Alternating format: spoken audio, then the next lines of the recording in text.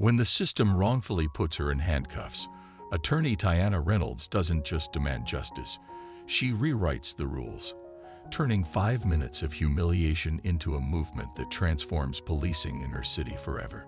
Tiana Reynolds stepped out of the corner cafe, coffee in hand, ready to tackle another day at her law firm. At 35, she had already made a name for herself defending civil rights cases in the city. Her phone buzzed with a text from her colleague about an upcoming case review. As she paused to respond, 2 police officers approached her. "Ma'am, we need you to come with us," said the first officer, a stocky man with cold eyes. Before Tiana could fully process what was happening, the second officer was already reaching for her wrists. Her coffee tumbled to the ground as they handcuffed her, the hot liquid splashing across the sidewalk. "What's going on? I haven't done anything," Tiana protested, her voice steady despite the panic rising in her chest. Around her, pedestrians slowed, some stopping to record the scene on their phones. The humiliation burned worse than any physical discomfort from the tight handcuffs.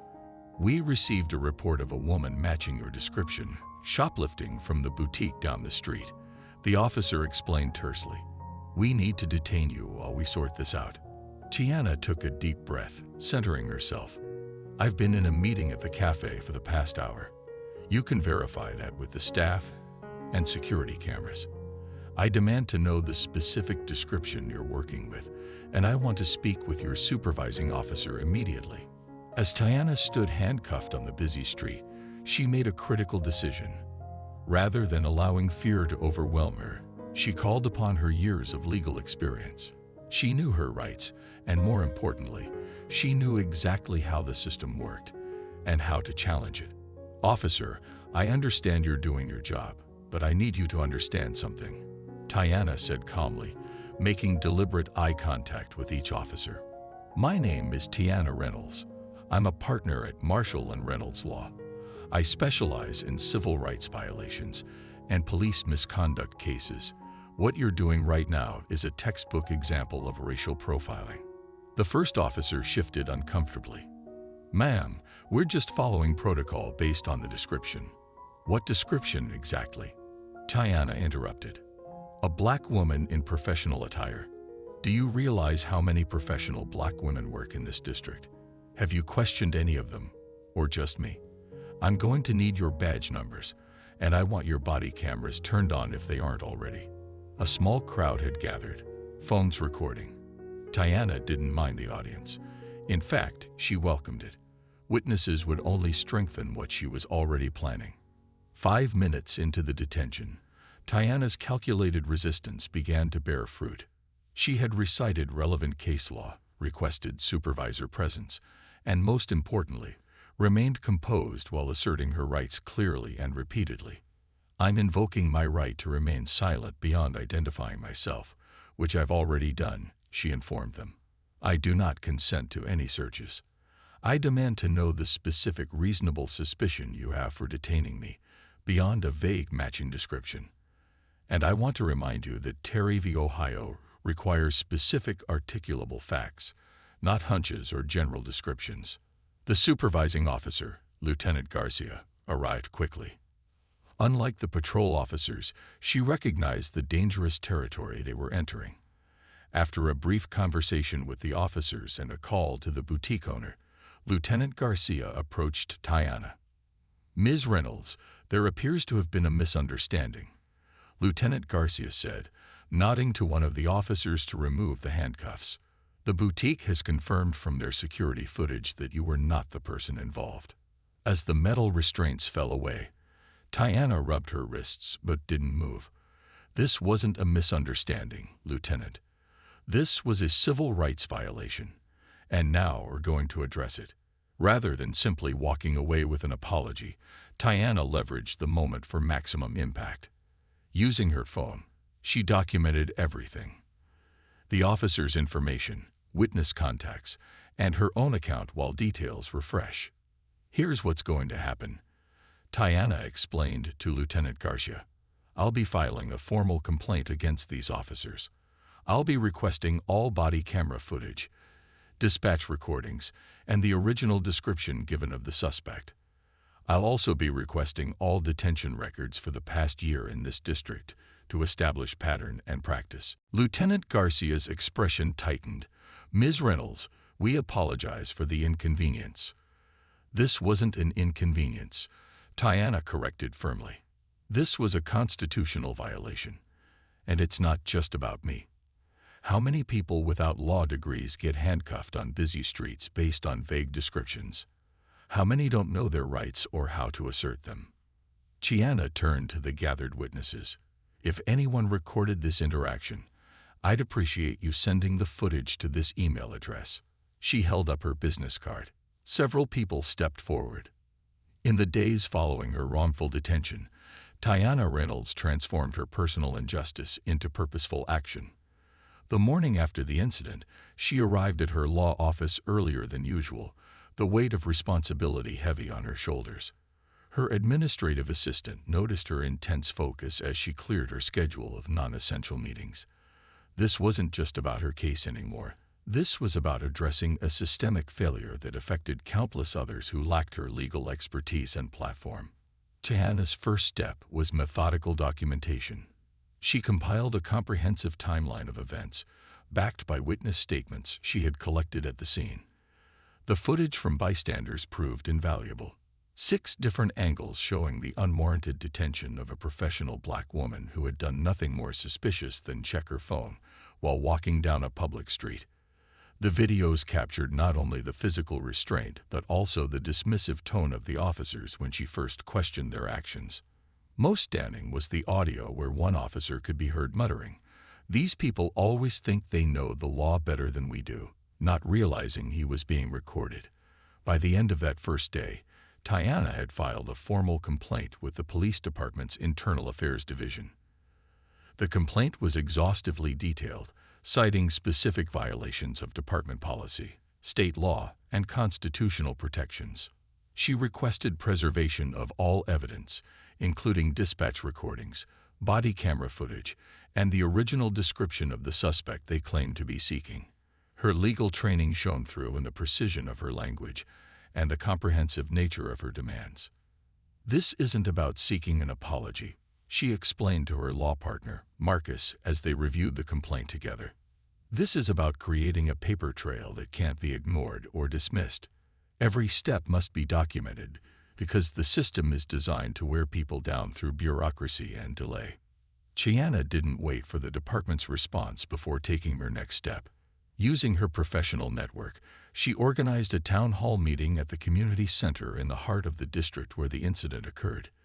The event came together with remarkable speed, a testament to how many people recognized the urgency of the conversation. The meeting was scheduled for the following week, but word spread rapidly through social media, community organizations, and local businesses. When the evening of the town hall arrived, the community center's main hall was filled beyond capacity. Extra chairs were brought in from adjacent rooms, and still, people stood along the walls. The diversity of the crowd spoke volumes. Professionals in business attire who had come straight from downtown offices, longtime neighborhood residents, college students, clergy members, and even a few off-duty police officers who came to listen rather than defend. Tiana opened the meeting by sharing her experience without dramatization, letting the facts speak for themselves. She then opened the floor, and what followed was 3 hours of testimonials that painted a disturbing pattern. A high school teacher described being frisked while waiting for a bus. A medical resident recounted being ordered to exit his car at gunpoint during a routine traffic stop. An elderly woman, through tears, explained how officers had ransacked her apartment during a warrant execution at the wrong address. What became clear, Tiana later wrote in an op-ed for the city's major newspaper, was that my experience wasn't an anomaly or the result of a few bad apples. It was the predictable outcome of policies that encourage aggressive policing while providing insufficient accountability and oversight. The town hall didn't just air grievances. It became an organizing space. Attendees broke into working groups focused on data collection, policy research, community education, and media strategy. Tiana's law firm pledged pro bono hours to support the effort, and a local tech company offered to develop an app for reporting and tracking police interactions. By the meeting's end, what had begun as one woman's stand against injustice had evolved into a coordinated campaign for reform. Local news stations, initially drawn by Tiana's professional status and the dramatic footage of her detention, found themselves covering a much more substantial story. Tiana proved to be a masterful media strategist, providing reporters with concise sound bites backed by data and compelling personal stories. She never portrayed herself as a victim, but rather as a witness to a broken system and an advocate for meaningful change. "We're not anti-police," she explained during one particularly powerful interview. "We're pro-justice. The current system fails everyone. Community members who face unwarranted suspicion and officers who lack the training and resources to build genuine trust with the communities they serve." The police department's initial response followed a predictable pattern. A spokesperson issued a statement acknowledging the unfortunate misunderstanding and promising a review of the incident. They emphasized their commitment to community policing and pointed to existing diversity training programs. It was textbook damage control, designed to acknowledge concerns without admitting wrongdoing or committing to specific changes. Tiana anticipated this response and was prepared with her counter. Within hours of the department's statement, she released the body camera footage she had obtained through an expedited public records request. The footage showed the stark contrast between her composed, reasonable questions and the escalating aggression of the officers. Most revealing was a moment when the camera captured one officer saying to another, "She's one of those lawyer types. Let's just get this over with."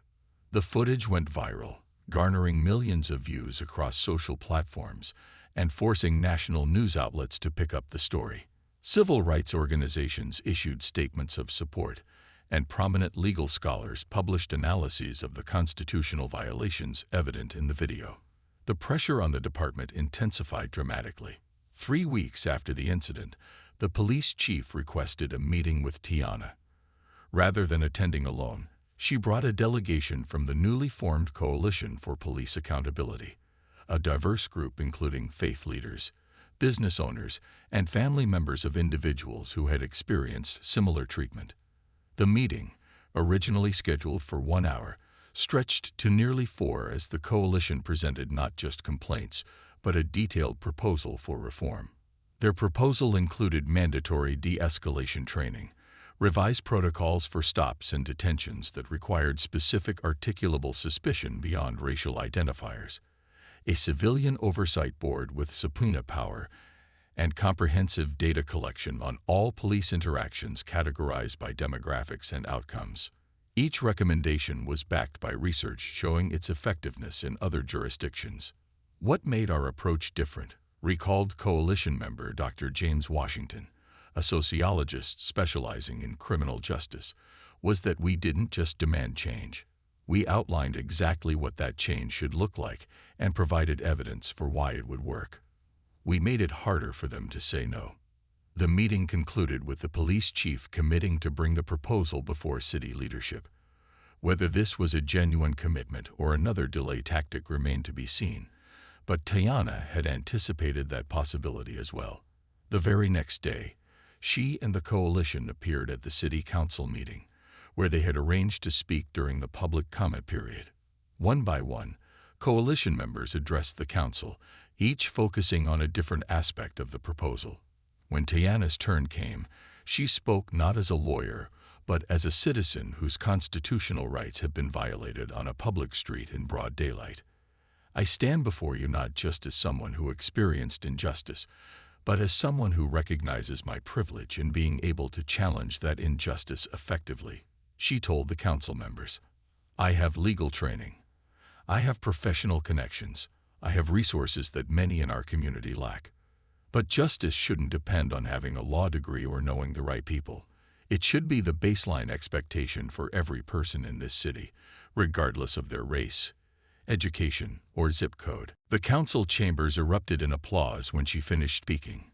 By the meeting's end, the council had voted to establish a special committee to review the coalition's proposal and make recommendations within 30 days. Tiana was appointed to serve as a civilian advisor to the committee. As word of these developments spread, Tiana began receiving messages from law enforcement officers themselves, some retired, some still serving, who wanted to share their perspectives on the challenges within the department.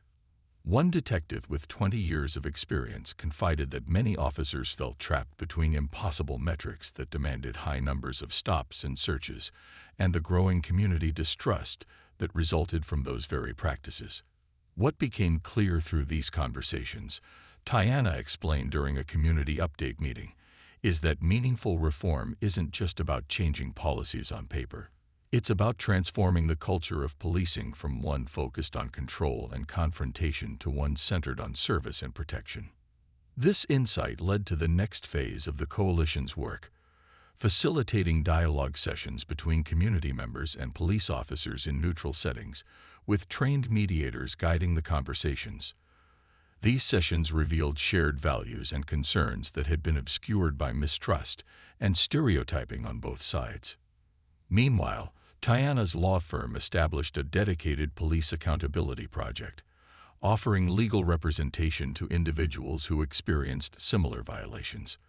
They also developed Know Your Rights materials in multiple languages and conducted workshops in schools, churches, and community centers. The materials were distinctive in their practical approach, not just explaining abstract rights, but providing specific language and strategies for asserting those rights effectively during police encounters. 6 weeks after the incident, the special committee presented its recommendations to the City Council. While not adopting every element of the coalition's original proposal, the recommendations represented significant progress. New detention protocols requiring specific descriptions beyond race and gender, mandatory supervisor approval for public handcuffing, comprehensive data collection and quarterly public reporting, expanded de-escalation training, and the establishment of a civilian review board with meaningful oversight powers. The City Council voted 7-2 to adopt the recommendations and allocated funding for their implementation. The mayor, initially hesitant to challenge the police department, recognized the shifting political winds and held a press conference announcing the reforms as a collaborative effort to strengthen trust between our officers and the communities they serve. Tiana knew that policy changes, while important, were just the beginning. Real transformation would require ongoing vigilance and community engagement. The coalition established working groups to monitor implementation of the reforms and collect data on their effectiveness. They also maintained their media presence, ensuring that public attention didn't wane as the initial incident faded from headlines. Perhaps most significantly, applications to the city's police academy saw an unexpected shift.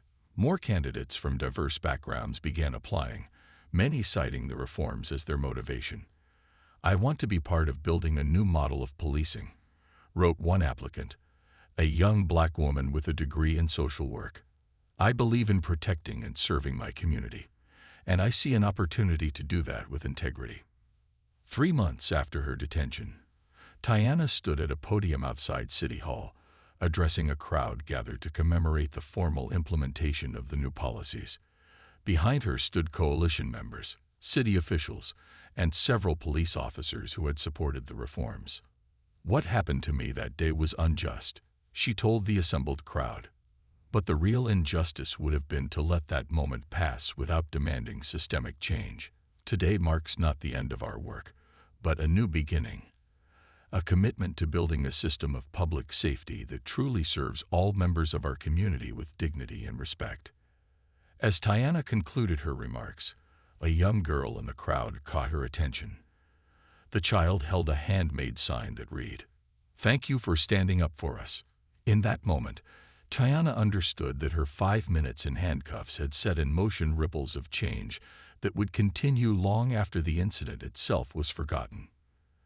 The system hadn't merely been challenged, it had begun the long process of transformation. 6 months after Tiana Reynolds' wrongful detention, the changes she had catalyzed began to take tangible form throughout the city's law enforcement infrastructure. The police department had not merely adopted new policies, They had undergone a fundamental shift in operational philosophy.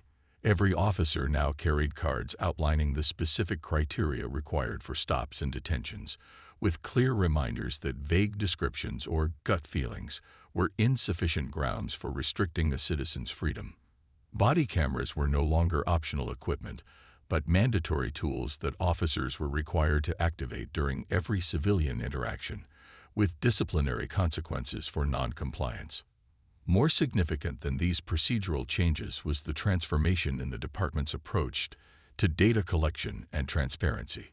Each week, detailed reports were published online showing the demographics of all police stops, searches, and arrests, allowing for real-time analysis of potential disparities. This data wasn't simply collected and forgotten. It was actively reviewed by the newly formed Civilian Oversight Committee, which included Tiana among its 7 members. The committee had authority not just to review incidents after they occurred, but to recommend disciplinary actions and policy modifications. Transparency creates accountability. Tiana explained during a community update meeting at the library that had become a monthly tradition.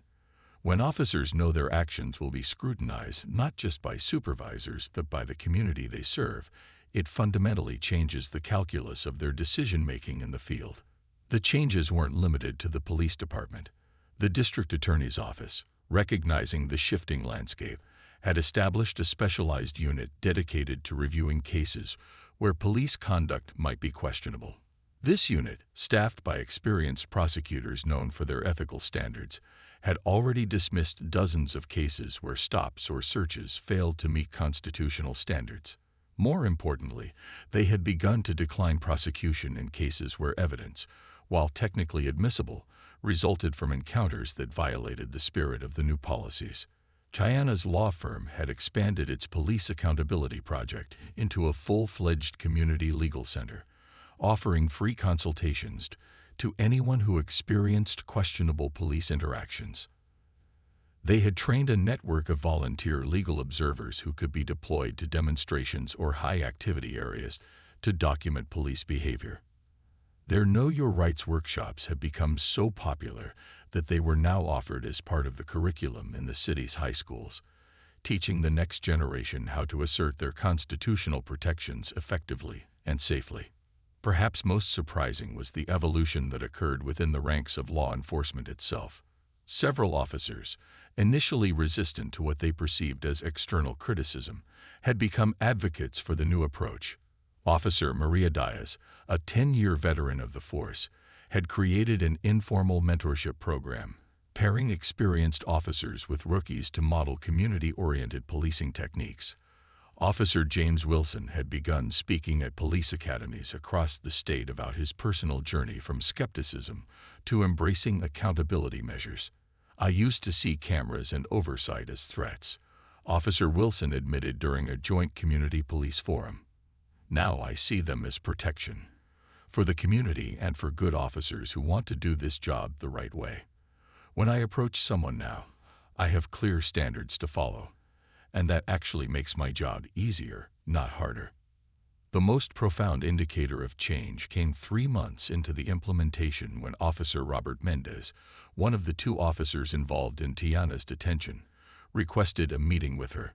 The encounter, held in a neutral community space with mediators present, began awkwardly but evolved into a remarkable conversation about perception, power, and responsibility. "I didn't see myself as doing anything wrong that day," Officer Mendez confessed. "I was following what I thought was proper procedure based on the description we received. What I've come to understand is that proper procedure itself was the problem, not just how I applied it." Tiana listened intently, neither absolving him of responsibility nor condemning him personally. "Systems shape behaviors," she responded. "You were operating within a system that rewarded certain actions and discouraged questions. What matters now is not what happened that day, but what you do with the understanding you've gained since then." By the end of their conversation, Officer Mendez had committed to joining the department's newly formed Community Relations Unit, where he would work directly with neighborhoods that historically had the most strained relationships with police. His first-hand experience with the consequences of problematic policies made him a particularly effective advocate for change within the department. Beyond the city limits, the ripple effects of Tiana's stand continued to spread. Police departments in neighboring jurisdictions, noting the positive media coverage and improved community relations, began adopting similar policies. Civil rights organizations cited the reforms as a model for addressing systemic bias without creating adversarial dynamics that prevented meaningful collaboration. Law enforcement journals published case studies analyzing how the changes had not compromised public safety, but had actually enhanced officers' ability to focus resources on genuine threats rather than perceived ones. In academic circles, the city's transformation became the subject of research and analysis. Dr. Elaine Johnson, a criminologist from the State University, received a substantial grant to track the long-term impacts of the reforms. Her preliminary findings showed a 40% reduction in complaints against officers, a 35% decrease in use of force incidents, and, most significantly for department leadership, a 28% improvement in case clearance rates for serious crimes.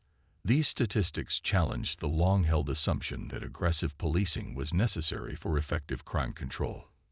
What we're seeing, Dr. Johnson explained during a presentation at the National Criminal Justice Conference, is that when officers build genuine trust with communities, they receive more cooperation, more tips, more witness cooperation. The data increasingly suggests that constitutional policing isn't just morally right, it's practically effective. National media took notice of these developments.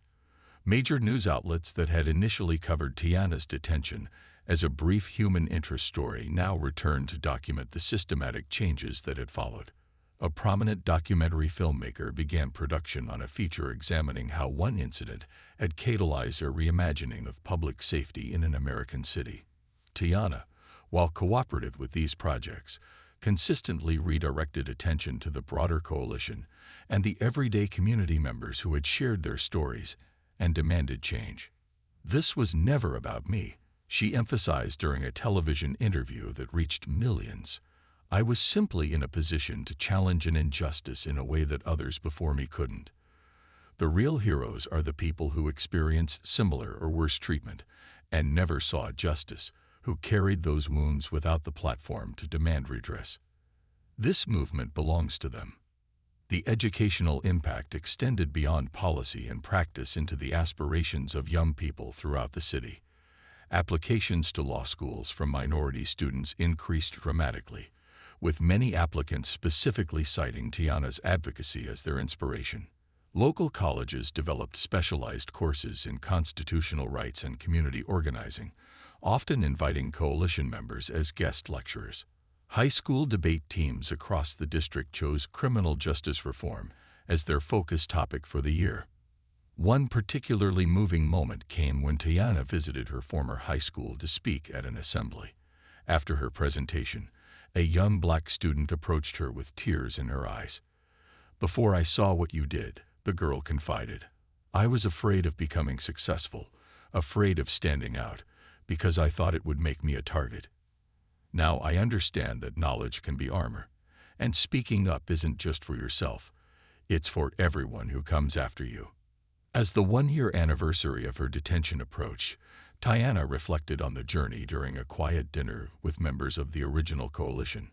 They had accomplished more than any of them had imagined possible in such a short time, yet they were clear-eyed about the challenges that remained.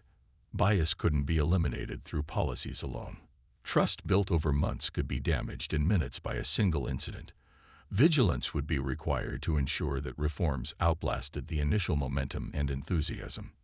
"We've changed policies," noted Pastor Williams, who had been instrumental in organizing faith communities behind the movement. "Now we need to change hearts and minds. That's a longer project, but I believe we've created the conditions where the deeper work can happen." Tiana nodded in agreement. "The real victory isn't in the policies we've changed, though those matter enormously. It isn't even in the incidents we've prevented, though each person who doesn't experience what I did represents a victory. The real victory is in creating a city where justice isn't exceptional but expected, where accountability isn't imposed from outside, but embraced from within, where both officers and citizens recognize that respecting rights makes everyone safer. The conversation continued late into the evening, balancing pride in their accomplishments with clear-eyed recognition of the work still ahead. As Tiana walked home afterward, she passed the very corner where she had been handcuffed a year earlier. She paused for a moment, remembering the humiliation and fear she had felt. Those emotions hadn't disappeared from her memory, but they had been transformed into fuel for constructive action rather than bitterness. Her phone buzzed with a text message from her assistant, reminding her of tomorrow's meeting with state legislators interested in adopting similar reforms across the entire state. There would be resistance, of course. Change at that scale never came easily. But Tiana knew now what was possible when determination met opportunity, when personal indignity was channeled into systemic transformation. As she continued her walk home, Tiana spotted a patrol car moving slowly down the street. The officer inside nodded respectfully as their eyes met, not out of recognition or fear, but as one citizen acknowledging another in the community they shared. It was a small moment, unremarkable to anyone else who might have witnessed it. But to Tiana, it represented the most profound victory of all. The beginning of a relationship between police and community based not on power and submission, but on mutual respect and shared purpose. The handcuffs that had restrained her wrists for those 5 minutes had long since been removed, but their impact continued to reverberate through a system that was, day by day, becoming more just, not perfect, not flawless, but measurably better than it had been before she dared to stand her ground and demand something better for herself and her community. That, Tiana reflected as she climbed the steps to her apartment, was the real victory, not the end of injustice, but the beginning of its transformation. Not a single moment of triumph, but a continuing process of progress. Not a conclusion, but a commitment to the difficult, necessary work of building a more perfect system of justice, one interaction, one policy, one mind at a time.